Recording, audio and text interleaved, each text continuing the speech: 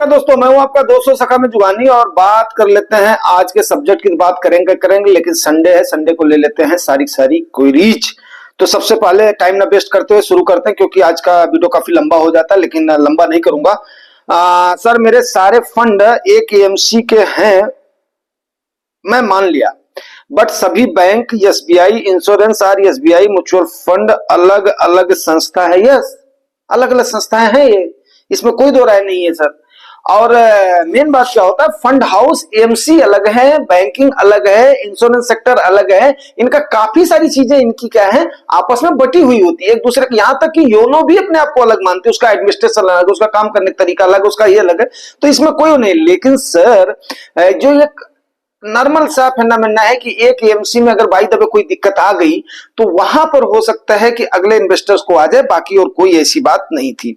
लो भाई, मैंने 2 वीक पहले चाइना के बारे में बोला था, सैनपाल दादा, गुड दादा, तब मुझे बोला था तुम्हें कुछ नहीं मालूम। अरे नहीं दादा, मैंने ऐसा नहीं बोला कुछ नहीं मालूम। मेरे कहने का ये मतलब था कि वो उस समय किसी बात की जल्दीबाजी थी, किसी बात को थोड़ा सा जल्दीबाजी थी, वो मेरे कहने का मतलब था, बाकी और कोई वो नहीं था दादा। ठीक है, अभी खुद पूरे वीडियो में चाइना चाइना कर रहे हैं।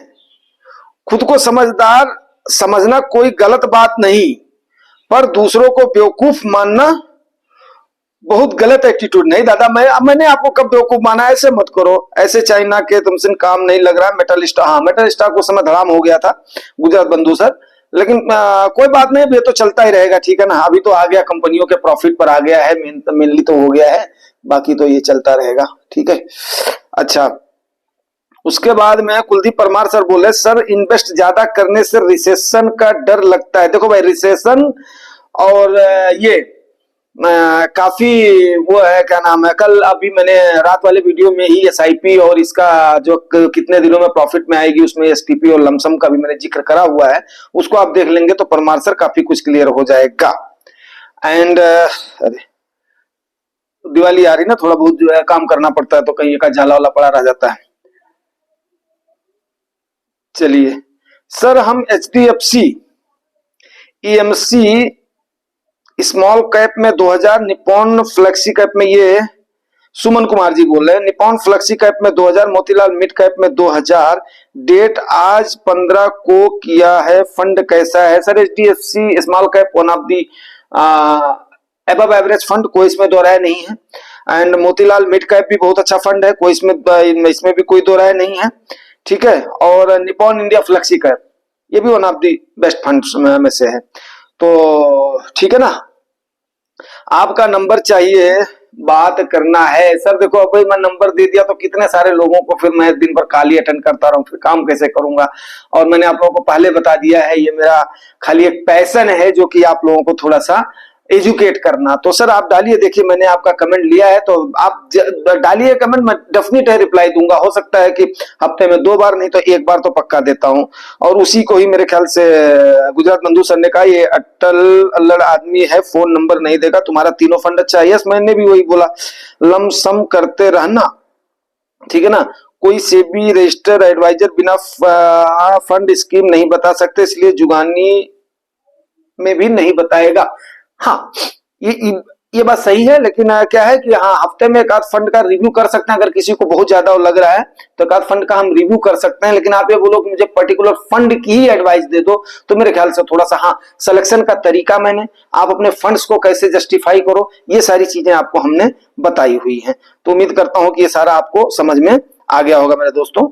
ठीक है ना, और गुजरात बंधु सर काफी एक्टिवली संभाल लेते हैं, ये सबसे अच्छी बात है, और तब तक आप लोगों को रिप्लाई मिल जाती है। तो यही तो होता है, एक जो परिवार का हिस्सा होता है, परिवार, इसको मान करके चलिए आप लोग। जिसको भी मालूम है, मान लिया मेरे को 2 दिन 4 दिन के बाद में समय मिलेगा, तो आप लोग अगर उसी समय दे सकते हो रिप्लाई, तो देखिए कितनी अच्छी बात हो जाती है। ठीक है ना, सुमित सर, फिर सर आपका नंबर चाहिए। सुमित सर, उसके लिए थोड़ा सा माफ करना मेरे को, बड़ी विनम्रता से मैं चाहूंगा, आप मेरे परिवार के मेंबर हैं। नंबर से क्या होगा, बहुत ज्यादा टाइम, बहुत ज्यादा एनर्जी वेस्ट होगी, और फिर हम अपने ध्यान से जो भटक जाएंगे, जो लोगों के लिए हमें पहुंचाना है इसको। उसके बाद में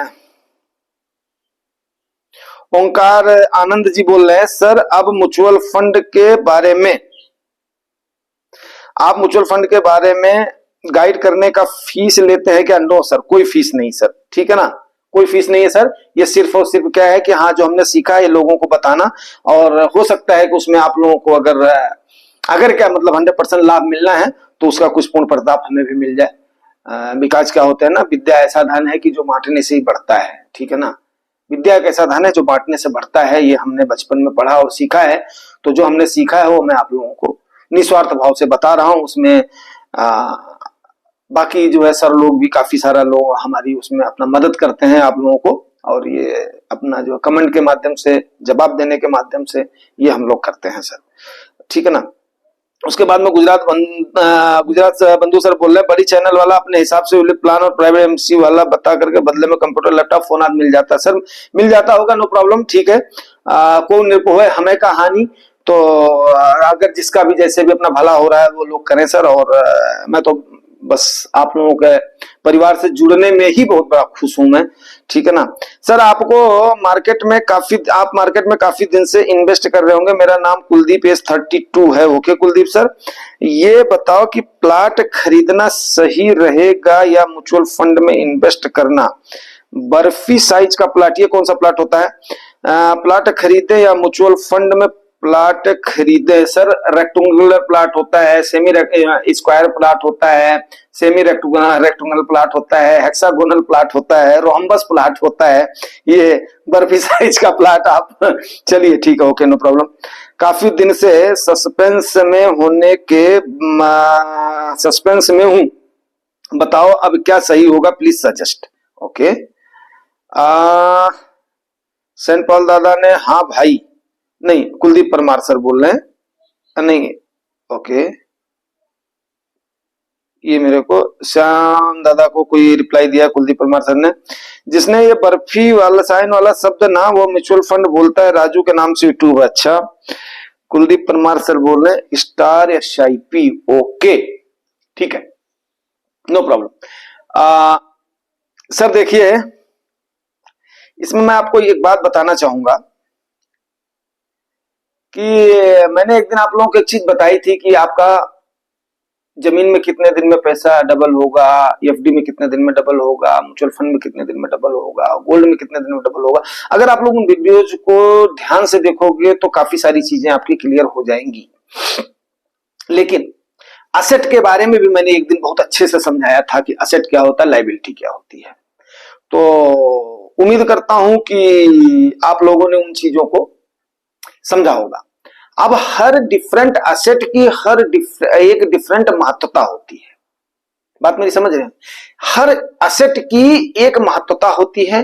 असेट कोई भी बुरा नहीं है, बशर्ते क्या है वो परफॉर्म कैसा कर रहा है वो देखने वाली बात होती है। जैसे मैं आपको जमीन वर्सेस म्यूचुअल फंड आपको मैं बताता हूं। म्यूचुअल फंड का क्या है कि देखो आबादी बढ़ रही है, जमीन तो बढ़ नहीं रही, बिल्कुल ये फैक्ट सी बात है। अगर आपके पास पैसा है, आपने जमीन ले लिया है, तो उसमें कोई भी उतार चढ़ाव का डर आपको नहीं रहेगा। आने वाले समय में वो इंक्लाइन होकर के ऊपर जाना ही जाना है, डिक्लाइन होने का उसका चांस ही नहीं बैठता कि वो डिक्लाइन होगा। तो कभी भी आप उतार चढ़ाव से वंचित रहेंगे, टेंशन फ्री हो जाएंगे, बशर्ते वो किसी रगड़ा टंटा वाला प्लाट ना हो। आपको सही प्लाट मिल गया, सही तरीके रजिस्ट्री हो गई, आपके नाम से दाखिल खारिज हो गया, जिसको म्यूटेशन बोलते हैं, वो हो गया, कोई इसमें टेंशन नहीं, टेंशन फ्री हो गया, आपके पीढ़ी दर पीढ़ी का असेट बन गया। रही बात की म्यूचुअल फंड में डिफरेंट, अब म्यूचुअल फंड और शेयर्स में भी डिफरेंट है। अगर आपने शेयर खरीद लिया आप उसके मालिक बन गए, लेकिन म्यूचुअल फंड में क्या है, जितने भी आपके शेयर्स हैं आपका फंड मैनेजर कभी भी उनको बेच सकता है, कभी उनको खरीद सकता है, वो आपको ENAV देता है, नेट एसेट वैल्यू देता है, ठीक है ना। लेकिन अब आपको मेन बात क्या हो रहा है कि आपने फिक्स्ड इंस्ट्रूमेंट में डाल दिया है, तो आप वहां पर बंध गए हैं, आपके पास टाइम बाउंड हो गया है, आपके ऊपर टैक्सेशन हो गया है, आपके ऊपर बाकी चीजें हो गई हैं। आपने वहीं पर अगर जमीन में लेकर के उस पर आपने धीरे धीरे, आपके पास इतनी सामर्थ्य है, उस पर आपने ऐसा असेट खर्च बना दिया है कि जिस पर आपका रेवेन्यू जनरेट होकर के आ रहा है, तो वो आपका सोने पर सुहागा हो गया है। तो आपने क्या किया, पीढ़ी दर पीढ़ी का अपना एसेट बना दिया। सेम हाल है आपके मार्केट में भी, अगर आपने इन्वेस्ट करा हुआ है और म्यूचुअल फंड ऐसा है कि सारी कंपनियां एक साथ तो डूब नहीं जाएंगी, लेकिन सबसे बड़ी बात क्या होती है, सबसे बढ़िया प्रॉफिट देने वाला जो असेट है, चाहे वो गोल्ड हो, चाहे वो जमीन हो, चाहे वो एफडी हो, चाहे ये हो, उसमें आपका इक्विटी ही माना जाता है आज के टाइम पर मार्केट के अंदर। लेकिन अब जैसे जापान में एक बार ठहराव हो गया था तो उस पोजीशन पर जाने के लिए उनको कई सालों लग गए थे। अमेरिका में भी एक बार ऐसे ही हुआ था। लेकिन इजी लिक्विडिटी की अगर आप बात कर रहे हैं, या उसको पीस पीस में उसको, जैसे मान लिया आपको छोटी चीज की जरूरत पड़ी और उसके बाद में इसमें इतने ऑप्शन है इजी लिक्विडिटी के कि आपकी जरूरतों को फुलफिल करने के लिए इसकी एक अलग महत्वता है, जमीन की एक अलग महत्वता है। सर जमीन भी कोई एक बुरा असेट नहीं है, अगर आपको सही जगह पर सही प्लाट मिल रहा है और आप सामर्थ्यवान हैं तो थोड़ा सा उसमें भी आप लगाइए, थोड़ा सा इसमें भी लगाइए, सारे यक्स को एक बास्केट में ना रखिए, मेरी सलाह ये। उम्मीद करता हूं सर आप समझ गए होंगे। अगर आपको अभी भी कोई संशय है तो जरूर बताइएगा सर, ठीक है। आज बहुत नई जानकारी मिली, धन्यवाद आपका। विजेंद्र सिंह सर बोल रहे हैं, गुजरात बंधु सर ने भी थैंक्स किया है। उसके बाद में श्रीमान इतने सारे म्यूचुअल फंड हैं, ये अश्विनी तिवारी जी बोल रहे हैं, लगभग सभी के रिटर्न 2-4% आगे पीछे हैं, तो एक सामान्य आदमी अच्छे फंड का कैसे चुनाव करे लॉन्ग टर्म के लिए, यह भी बताने की कृपा करें। जो फंड अच्छा परफॉर्म नहीं कर रहे हैं 6 महीने से ज्यादा, उनका क्या करें, धन्यवाद। सर देखिए, आपको मैंने मेरे 2 या 3 वीडियो पक्का बने होंगे इतने वीडियो में से कि फंड का सिलेक्शन कैसे करें या फंड का चुनाव कैसे करें। फंड के चुनाव का मैं एक ग्लैंस में अगर आपको बताना चाहूं तो मैंने आपको बताया हुआ है। आप चाहे उसकी फैक्ट शीट से चेक कर सकते हैं, नंबर 1।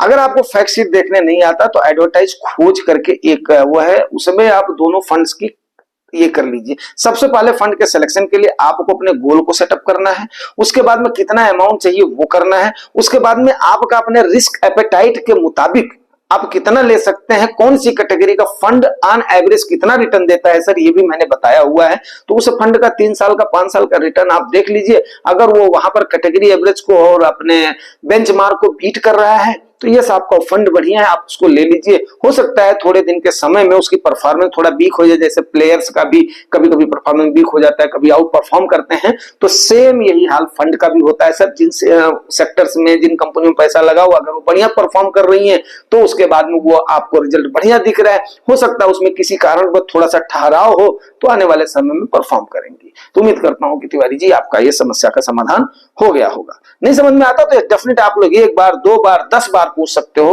और गुजरात बंधु सर भी उसमें आप लोगों को बहुत ही एक्सपीरियंस्ड, वो हमारे जो है बड़े भाई हैं, तो वो भी आपको कर देते हैं। सूर्य कुमार जी बोल रहे हैं, लगे रहो, पक्का इरादा बनाकर और इन्वेस्ट करते जाओ। ओके। उसके बाद में गुजरात बंधु सर बोल रहे हैं, बराबर 3 साल बड़ा रिस्क एवरेज हो जाएंगे। हाँ, 3 साल बाद में बड़ा रिस्क हो जाएगा। डर में लॉस निकल नहीं पाए, 1 साल बाद SIRR 24% से अप हो तो टैक्स हार्वेस्ट करने के लिए फंड स्विच या रिडीम मत करना, फिर गिरावट में इन्वेस्ट कर लेना। ठीक है, तो उम्मीद करता हूं सर आपको ये बिल्कुल अपना समझ में आ गया होगा। गुजरात बंधु सर ने बहुत अच्छे से समझा दिया, और ठीक है, आप लोग इसी प्रकार से अगर चलते रहे तो आप लोगों को रिप्लाई जरूर मिलता रहेगा, कोई इसमें दो राय नहीं है। अच्छा, फिर सैन पाल दादा हमारे भाई परिवार के अहम सदस्य हैं, ठीक है ना। जब मैं इनिशियली स्टार्ट किया था तो सैन पाल दादा हमारे शुरू के मित्र हैं, ठीक है, इसलिए इनकी हमारी कभी कोई नोक झोंक भी हो जाती है, छोटे भाई हैं हमारे।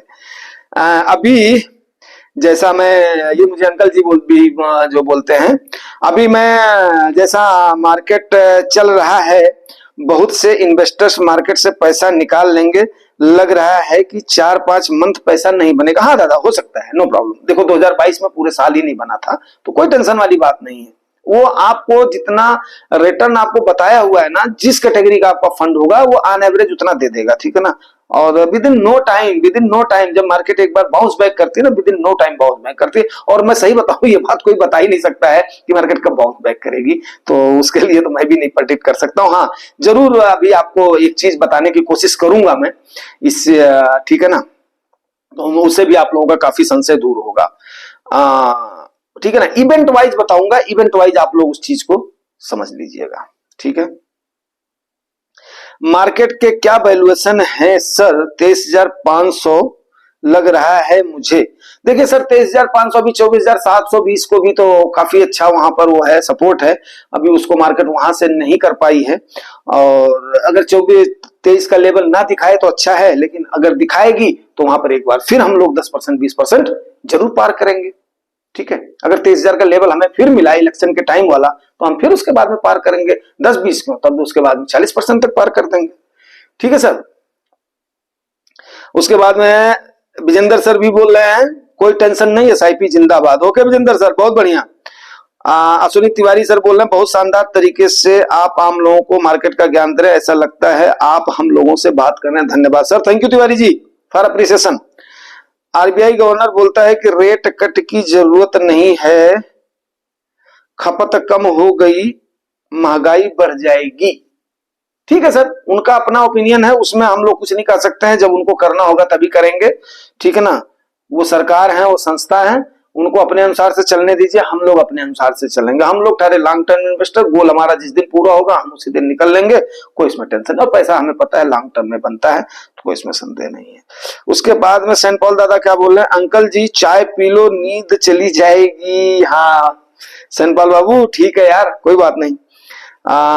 ठीक है ना, मेहनत करना थोड़ा अच्छा लगता है, आप लोगों को भी लगना चाहिए। Yes I am doing something, उन लोगों के लिए जो कि चाहते हैं कि हम अमीरी की तरफ बढ़ें और हम अमीर बने, लेकिन वहां पर रास्तों में कांटे बहुत हैं, उन कांटों से बचाना हमारा काम है। और वही तो एक पुण्य का मान लो यार, आज के टेक्नोलॉजी के जमाने में कोई जरूरी नहीं है कि पुण्य आप जाकर के मंदिर मस्जिद में पूरे कमाओगे या वो करके, ये भी एक जो है एक सेवा ही है। मिडिल क्लास को एडवाइजर कैसे मिलेगा श्रीमान?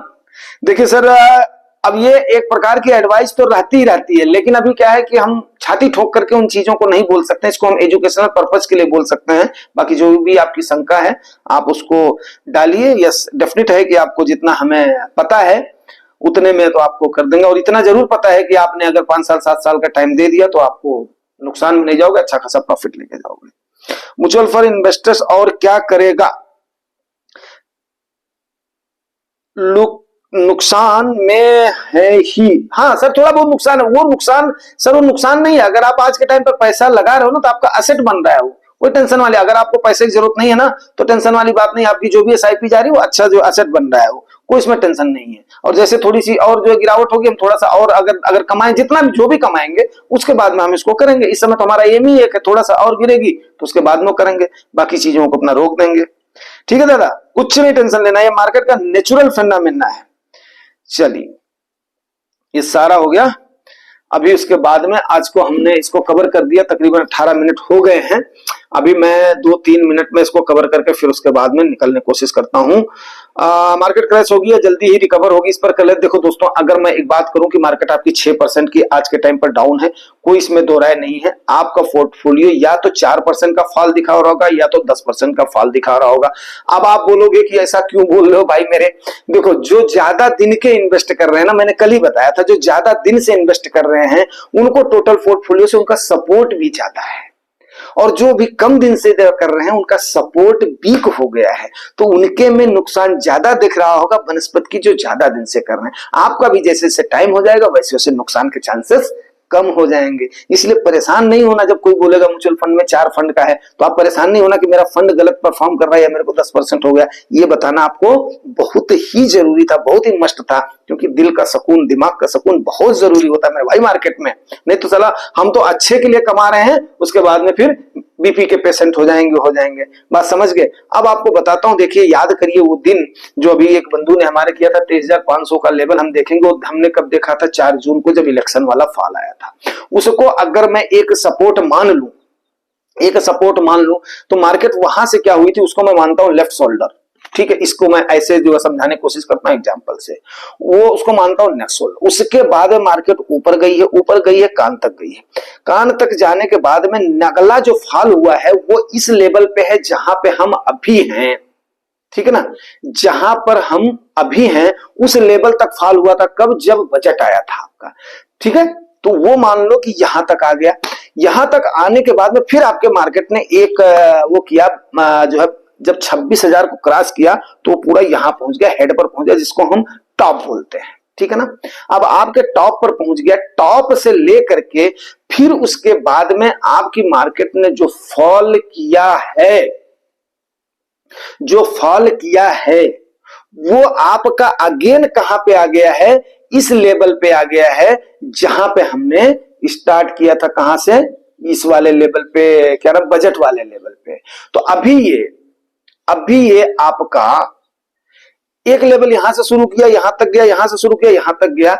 अभी ये आपका अगर ज्यादा से ज्यादा गिरेगा तो आपका फिर अगेन शोल्डर तक ही आएगा, ठीक है ना, shoulder to head to shoulder, अभी यहां तक आएगा, तब जाकर के 23,500 का लेवल बनेगा, ठीक है। लेकिन अब यहां से अगर बाउंस बैक करता है, जिसकी संभावना मुझे कम दिखाई दे रही है, हो सकता है यहां का अगर सपोर्ट, देखो आपको मैंने एक बार बताया था कि जहां पर आज का रेजिस्टेंस है वहीं पर ही कल का सपोर्ट हो जाता है। जहां पर आपका सपोर्ट है वही अगर ब्रेक करता है ना, तो वही फिर फर्दर रेजिस्टेंस बन जाता है। तो अभी ये तगड़ा सपोर्ट इसलिए माना जाएगा, बार बार मार्केट यहां पर आकर के चोट पड़ रही है, फिर वहां से जाकर के बाउंस बैक कर रहे हैं। अगर इसको ब्रेक करेगा तो ये उतना ही तगड़ा सपोर्ट हो जाए, क्योंकि 2 टाइम्स आपने देखा कि यहां पर आपकी मार्केट आ रही है, फिर यहां से अप जाने की कोशिश कर रही है, आ रही है, यहां से अप जाने की कोशिश कर रही है। अब एचडीएफसी का रिजल्ट तो ठीक आया है, इसमें कोई भी संदेह नहीं है। अगर बैंकिंग में एचडीएफसी का रिजल्ट ठीक आया तो मतलब बैंकिंग सेक्टर का थोड़ा सा संभावना है, जो हम लोग सोच रहे थे 50,000 के नीचे जाएगी, लेकिन अब आईसीआईसीआई का भी ठीक आएगा। अब इनका पीएसयूज का कैसा आएगा, उनका जो है क्या नाम है, ये अपना सरकारी बैंकों का कैसा आएगा, वो फिर देखने वाली बात होगी। लेकिन आईसीआईसीआई का भी हमें लग रहा है कि उसका भी ठीक आएगा, ठीक है। तो अब आगे देख लेते हैं कि रिजल्ट्स किसके कैसे आते हैं, क्योंकि रिजल्ट्स की भरमार है। जिसके रिजल्ट बढ़िया आएंगे उसको रिवार्ड जरूर मिलेगा। तो अब मंडे को ये देखा जाएगा, लेकिन ये है कि चांसेस यही है कि 23,500 से नीचे मार्केट कितना भी गिर जाएगी तो मार्केट वहां से नीचे जाए रहेगी नहीं। और एफआईआईज कितना सेल कर रहे हैं, लोग कितना हल्ला मचा रहे हैं, ये हो जाएगा, वो हो जाएगा, वो हो जाएगा, मेरे को तो ऐसे सिनेरियो नहीं दिखाई दे रहे हैं। फिलहाल देखते हैं, जैसा होगा आपको अपडेट करते रहेंगे। और बस आप लोग केवल अपना प्यार दुलार बनाए रखो। Thank you very much.